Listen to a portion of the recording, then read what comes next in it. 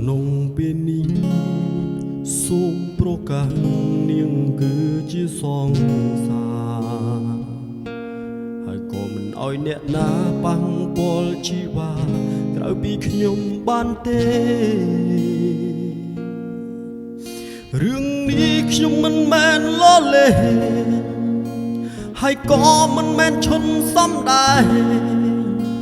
គឺខ្ញុំហួងហែងខ្លាចគេប្រចេញអន្ទង់លន់លំដណ្ដើមយកស្ងួនពីដៃមិនអាចឲ្យថ្លៃឲ្យដៃទៅគេកាន់ព្រោះចិត្តស្នេហ៍នៅពេញក្នុងអរ៉ាឃើញយ៉ាងណាក៏នៅតែស្នេហ៍ថ្លៃ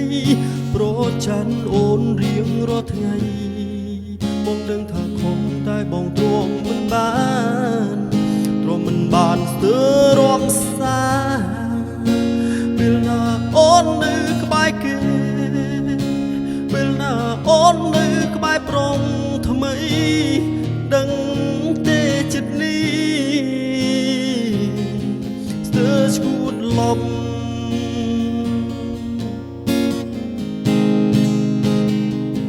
សូមឈប់បានទេឈប់ធ្វើឲ្យបងក្រំក្នុងចិត្តឈុំប្រើកាយវិការឲ្យបងឈួតចិត្តទោះបីអូនមិនបានក្បត់ក៏ដោយ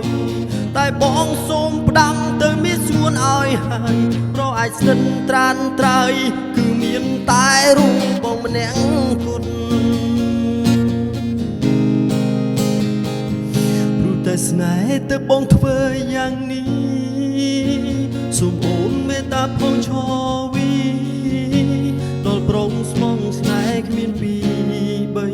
ចំពោះស្រីប្រគល់ទាំងជីវិតយល់ចិត្តបងខ្លាចផងជីវ៉ា